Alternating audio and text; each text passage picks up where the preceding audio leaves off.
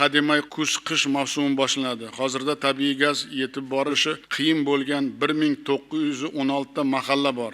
Xadjayev, Mustafayev hokimlar 3 oyda bu mahallalardagi isitish tizimini elektrga o'tkazish uchun qancha infratuzilma, qancha qo'shimcha elektr talab etilishini hisob-kitob qilsin. Birinchi navbatda moliyalashtirish talab etiladigan mahallalar bo'yicha dastur qilsin. Bugungi kunda 3.700.000 xonadon suyultirilgan gazdan foydalanyapti. So'nggi yillarda bu yo'nalishni raqamlashtirib, ancha tartibga keltirdik, lekin suyultirilgan gazni vaqtida yetkazish bo'yicha muammolar to'liq yechilmadi.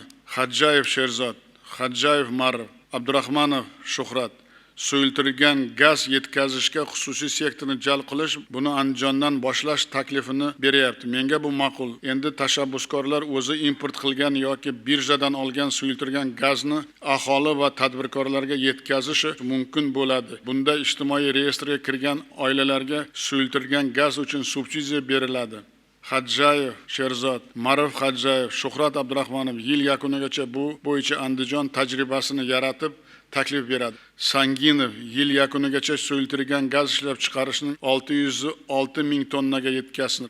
Hozirda suyultirilgan gaz aholiga standart hajmlarda, ya'ni 20 kiloli ballonda yetkazilyapti. Lekin ayrim xonadonlarga oylik iste'mol uchun 5-6 kilogramm yetarli bo'lsa, ba'zi iste'molchilarga 30-40 kiloli ballon kerak. Shu bois Aziz Ikramov, Toshpo'latov, Hidoyatov, Sanoat xavfsizligi qo'mitasi Rafikov bir oyda suyultirilgan gazni tashish, saqlash va tarqatish tizimini xorijiy tajriba va xalqaro standartlar asosida qayta ko'rib chiqib taklif berasizlar.